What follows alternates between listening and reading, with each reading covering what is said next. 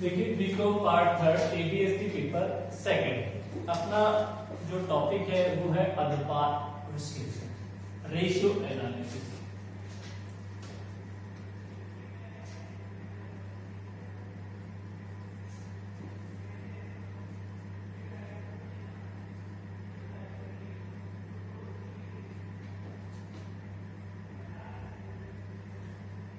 Ratio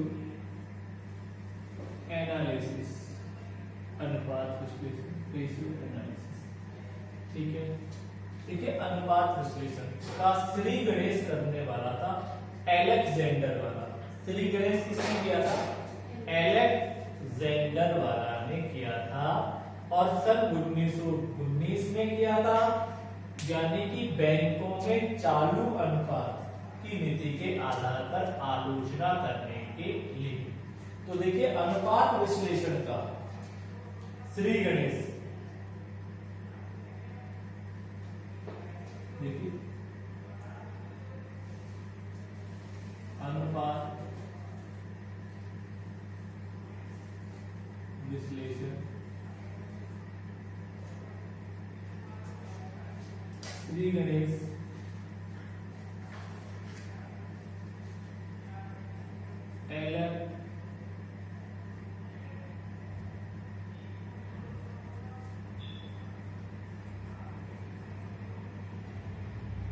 Alexander वाला।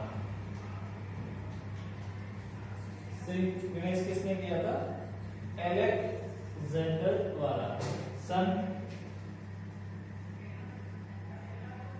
1919 बैंकों में किया था और चालू अनुपात के आधार पर आलोचना करने के लिए। देखिए अनुपात विश्लेषण की इस विधि का सर्वप्रथम, देखिए अनुपात विश्लेषण की इस विधि का सर्वप्रथम वित्तीय विवरणों के संबंध में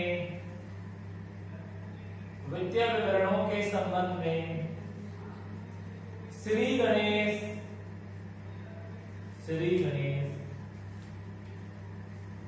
एलेक्जेंडर वाला ने 1919 में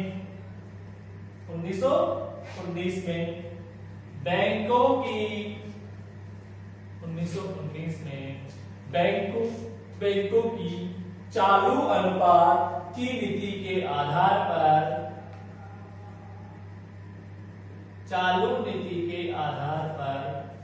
आलोचना करने के लिए किया। चालू नीति के आधार पर आलोचना करने के लिए किया, आलोचना करने के लिए किया था। क्लियर?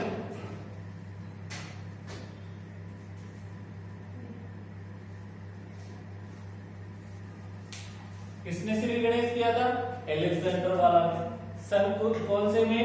1949 में। किसमें किया? बैंकों में। किसके लिए?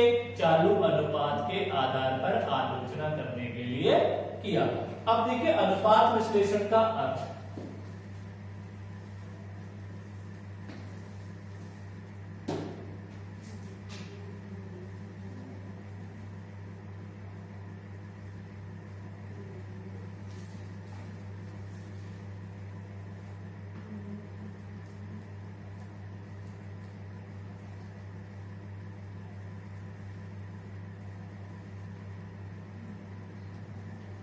अनुपात विश्लेषण का अर्थ, मीनिंग ऑफ रेशियो एनालिसिस। ठीक है, मीनिंग ऑफ रेशियो एनालिसिस।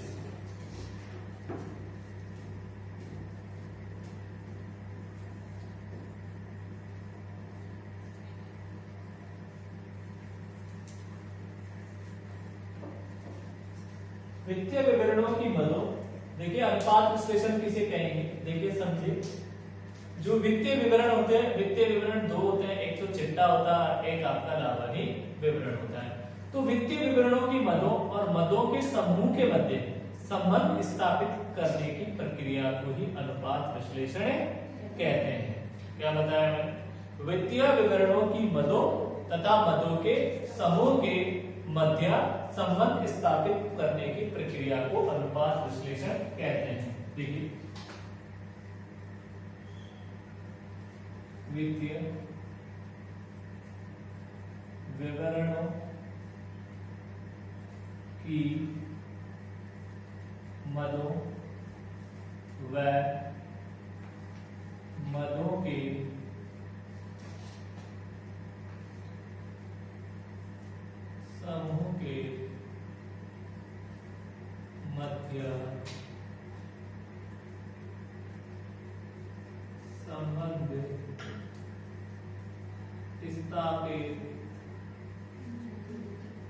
करने की, क्योंकि वित्तीय विवरणों की मदों व मदों के समूह के मध्य संबंध स्थापित करने की प्रक्रिया को अनुपात विश्लेषण कहते हैं। अनुपात विश्लेषण कहते हैं। ये फिर हेडिंग डालो आगे। देखिए, वित्तीय विवरण कौन से होंगे? देखिए, एक बात देखिए,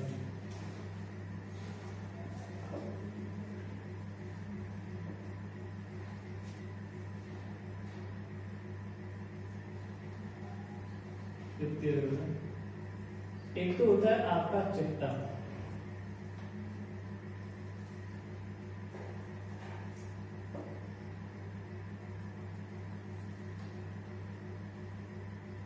दूसरा आपका होता है लाभांश।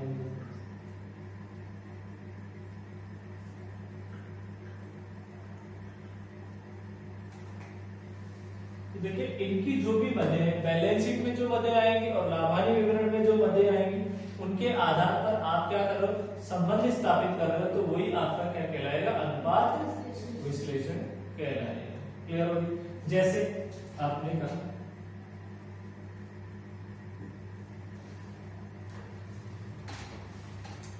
Current ratio equal to current assets बटा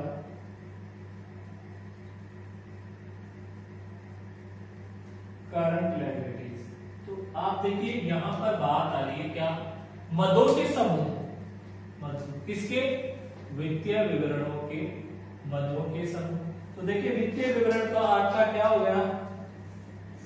चिट्टा हो गया, और चिट्टे में समूह हो गया करंट एसेट्स का समूह। किसका? और किसका समूह हो गया? करंट लायबिलिटीज का। तो आप ये बता रहे हो कि चालू संपत्ति और चालू दायित्व में संबंध बता रहे हो। तो उसे जब चालू संपत्ति और चालू दायित्व में संबंध स्थापित करने की प्रक्रिया को क्या कहेंगे? चालू अनुपात। चालू संपत्ति और चालू दायित्व में संबंध स्थापित करना क्या कहलाएगा? आपका चालू अनुपात कहलाएगा। क्लियर? तो ये आपका समूह हो गया। केवल एक ही मद है, जैसे ग्रॉस प्रॉफिट बटा रेवेन्यू फ्रॉम ऑपरेशन, तो वो क्या हो गया? वित्तीय विवरणों की मदों। केवल एक ही मद है, और समूह बहुत सारी मदें जोड़ ली तो वो फिर क्या हो जाएगा? आपका समूह हो जाएगा। क्लियर हो गया? अब देखो अनुपातों की अभिव्यक्ति।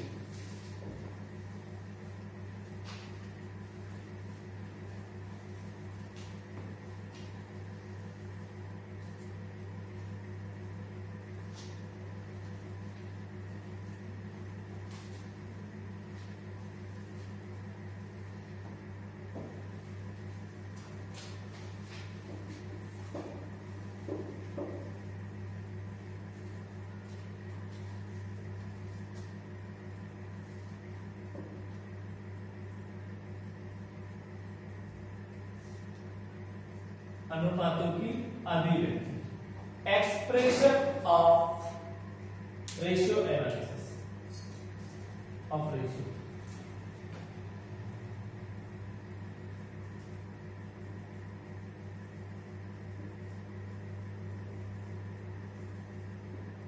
देखिए,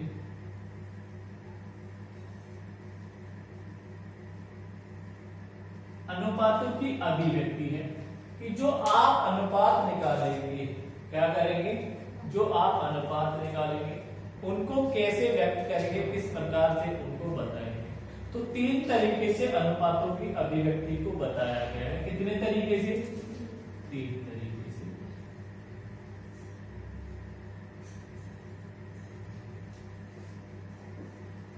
नंबर 3 देखिए, पहला बताया है शुद्ध अनुपात के रूप में।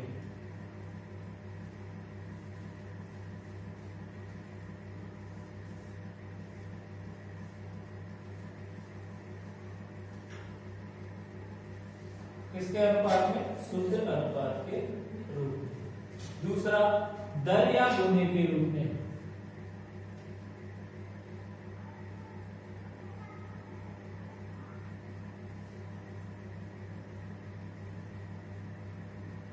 तीसरा, प्रतिशत के रूप में। किसके रूप में? प्रतिशत के। देखिए कैसे, मैंने यहां लिखा 10,000 डिवाइड बाई 5, तो ये मेरा आएगा 2:1। मैंने यहां लिखा 10,000 डिवाइड बाई 5,000, तो मैंने यहां बता दिया 2 टाइम्स। यहां मैंने लिखा 10,000 डिवाइड बाई 5,000 इंटू 100, तो ये कितना आ जाएगा? कितना परसेंट? 200%। 200% ही आएगा क्या? हाँ, क्लियर? तो हम अनुपातों को 3 प्रकार से अभिव्यक्त करते हैं। किसके रूप में? अनुपात के रूप में। दूसरा, दर या गुणे के रूप में। और तीसरा, प्रतिशत के रूप में। ये बात सब विद्यार्थियों के समझ में आ गई। तो अनुपातों की अभिव्यक्ति को कितने भागों में बांटा गया? 3 भागों में। पहला, शुद्ध अनुपात के रूप में, दर या गुणे के रूप में, प्रतिशत के रूप में। प्रतिशत के रूप में अनुपातों की अभिव्यक्ति।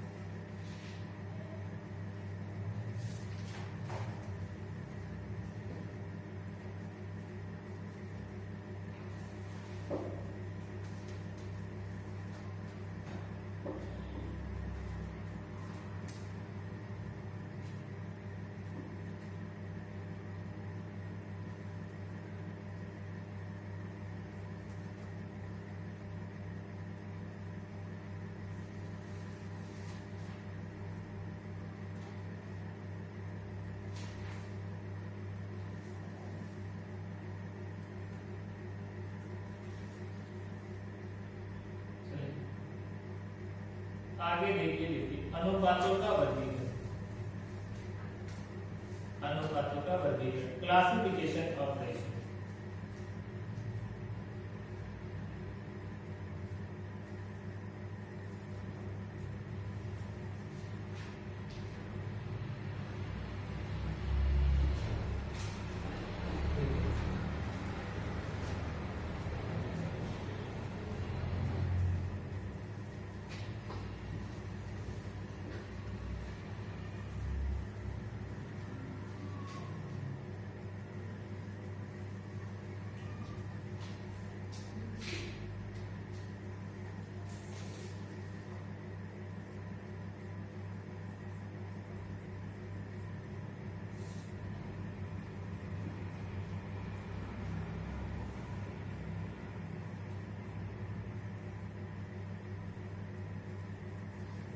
क्लासिफिकेशन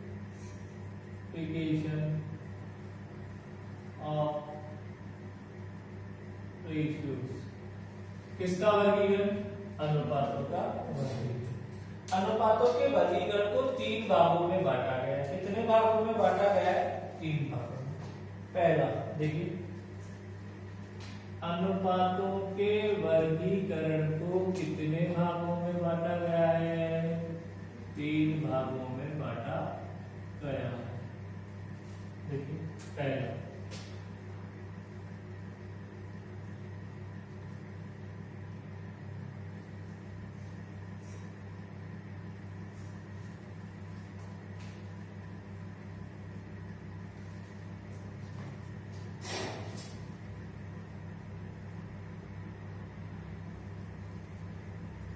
संरचनात्मक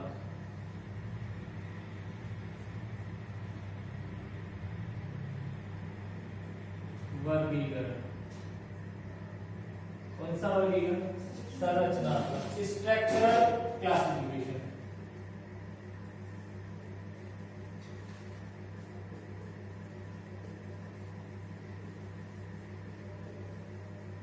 संरचनात्मक क्लासिफिकेशन।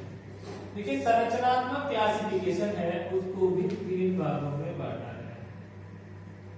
कितने भागों में? 3। देखिए, पहला आपका छठा अनुपात,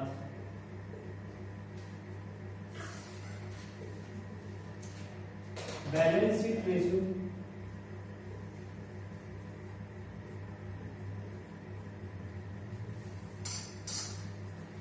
दूसरा लाभ हानि विवरण अनुपात। Statement of profit and loss ratio.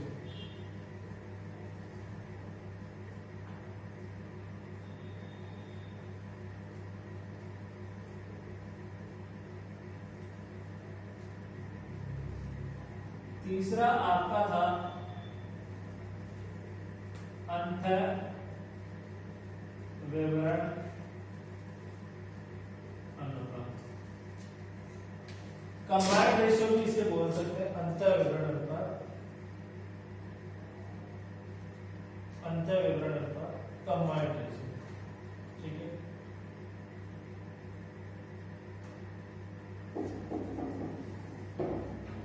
फिर आ जाइए आपका, यहां पर था कार्यात्मक वर्गीकरण।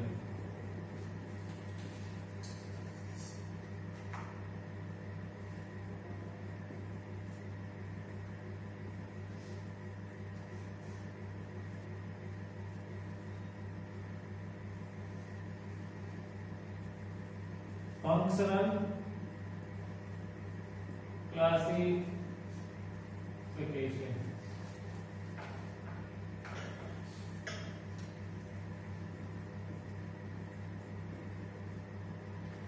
तरलता अनुपात, लिक्विडिटी रेशियो।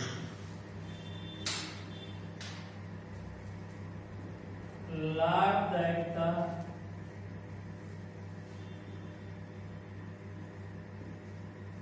अनुपात। ठीक है, तरलता अनुपात, लाभदायकता अनुपात, लिक्विडिटी रेशियो। फिर आपका है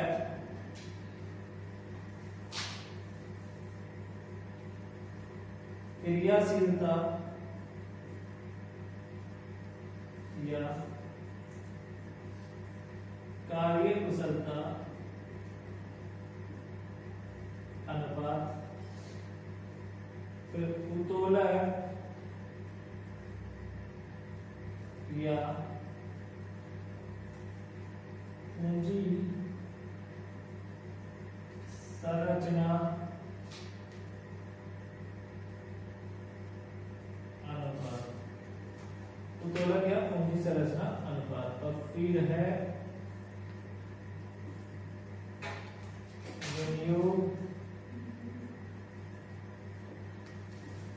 विश्लेषण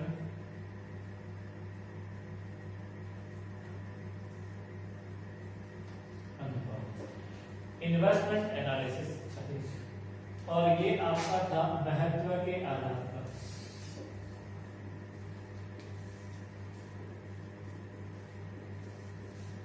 on the basis of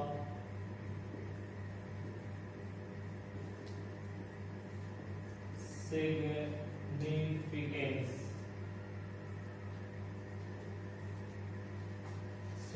on महत्व significance on the basis of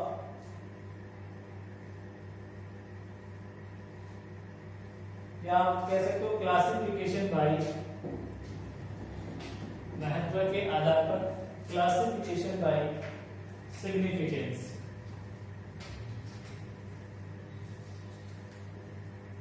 classification bye significance, और इसमें आपके दो था, एक तो प्राथमिक अनुपात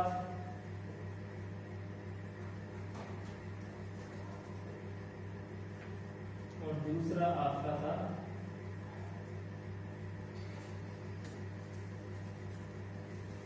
गौण अनुपात। तो ये आपका क्या हो गया, वर्गीकरण हो गया। किसका वर्गीकरण हो गया, अनुपातों का वर्गीकरण। अनुपातों के वर्गीकरण को तीन भागों में बांटा गया। पहला पार्ट इन्होंने बताया संरचनात्मक वर्गीकरण, स्ट्रक्चरल क्लासिफिकेशन, चिट्टा अनुपात, लाभार्थी विवरण अनुपात और अंतर विवरण अनुपात।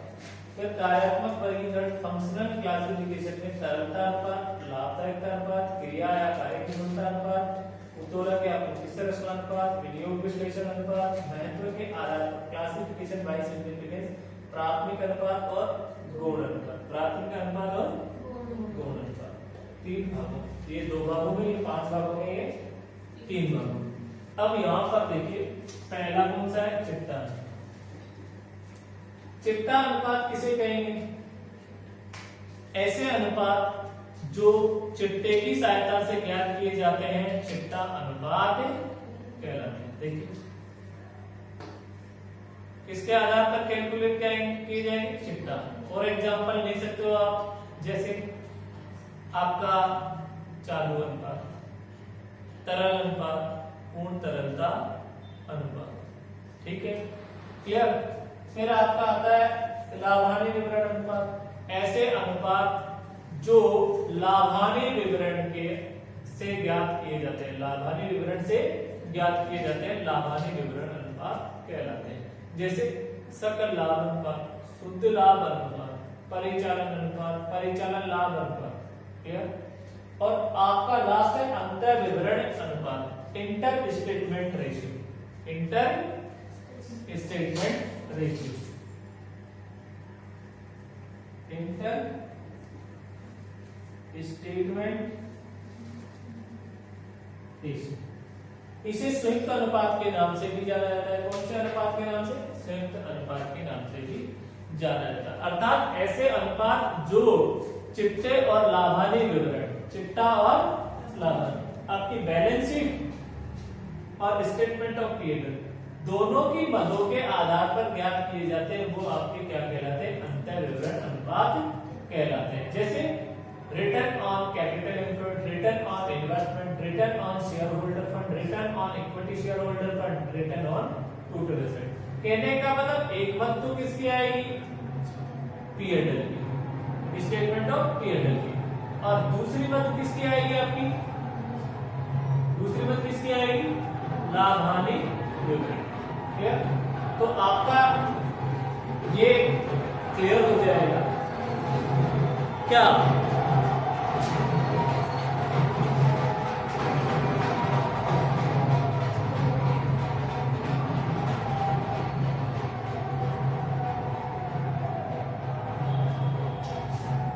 क्लियर हो जाएगा आपका,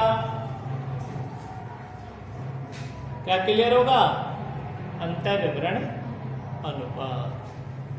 तो लिखो चिट्टा अनुपात, चिट्टा अनुपात।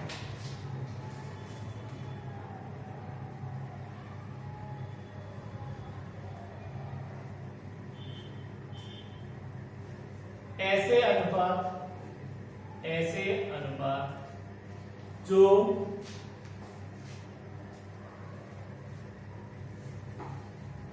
चिट्टे में दी गई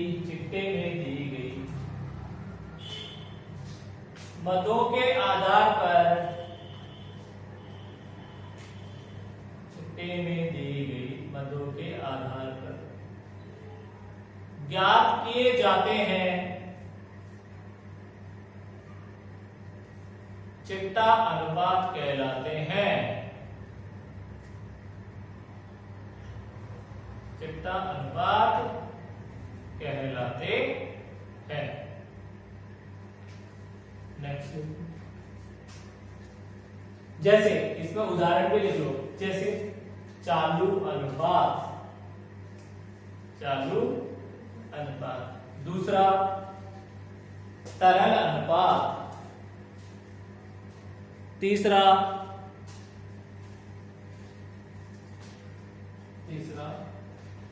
पूर्ण तरलता अनुपात। तो ये तो आपका कौन सा हो गया, बैलेंस शीट रेशियो आपका यहाँ पर कंप्लीट हो गया। कौन सा रेशियो रे, चिट्टा अनुपात, बैलेंस शीट रेशियो। फिर देखो लाभांश विवरण अनुपात,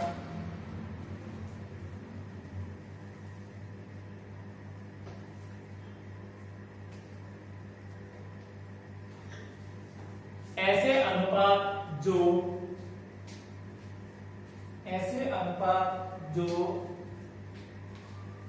लाभांश विवरण में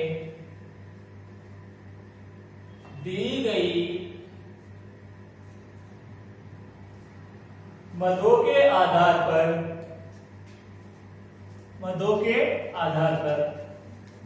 ज्ञात किए जाते हैं। लाभांश विवरण में दी गई मदों के आधार पर ज्ञात किए जाते हैं, लाभांश विवरण अनुपात कहलाते हैं। लाभांश विवरण अनुपात कहलाते हैं।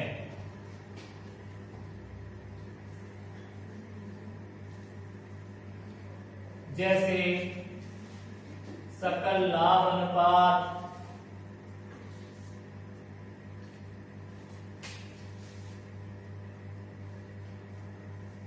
शुद्ध लाभ अनुपात,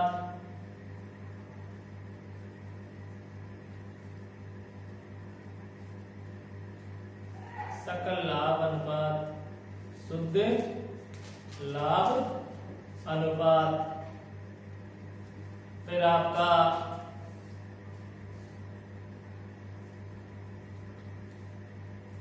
परिचालन अनुपात,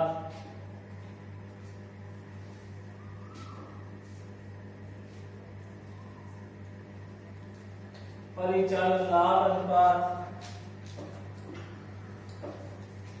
व्यय अनुपात, व्यय एक्सपेंसेस रेशियो।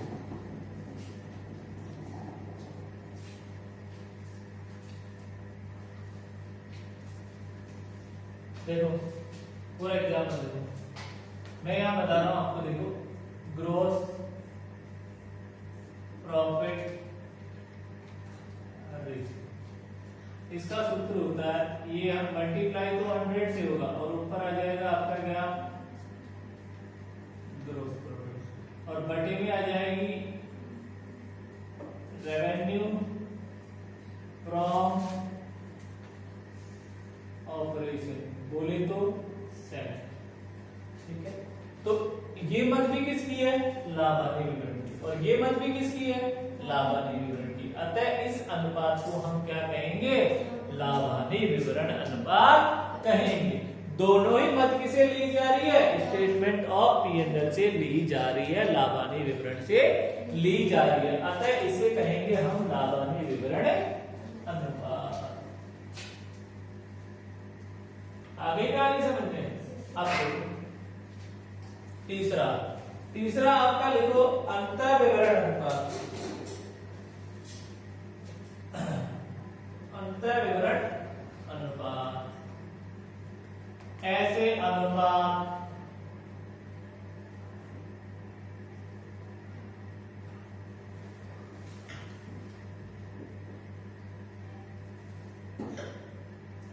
ऐसे अनुपात जो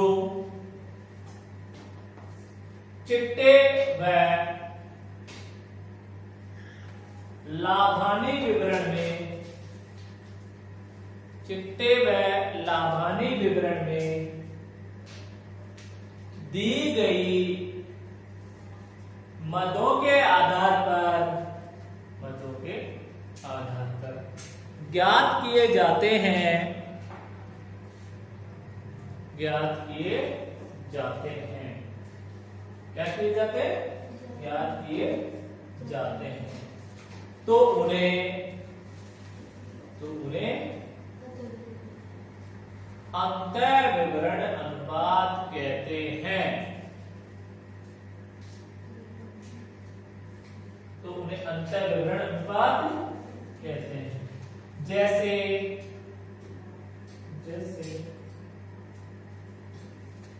विनियोजित पूंजी पर प्रत्याय,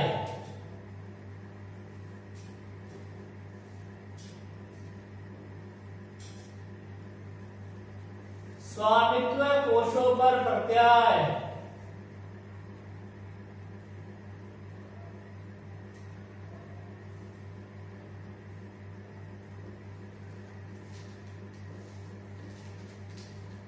व्यापार प्राप्य अनुपात, व्यापार प्राप्य आवर्त अनुपात, जैसे लिखना व्यापार प्राप्य आवर्त अनुपात,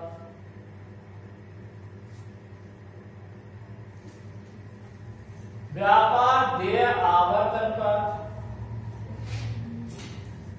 व्यापार देय आवर्त अनुपात,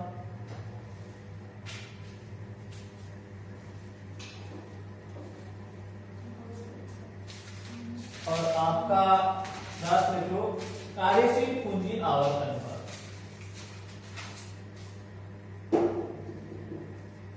तो कहने का मतलब यह है कि एक मत तो किसकी है? चिट्टे से, और एक मत किससे ली जा रही है? लाभानी विवरण। तो वो क्या कहलाएंगे? आपके अंतः विवरण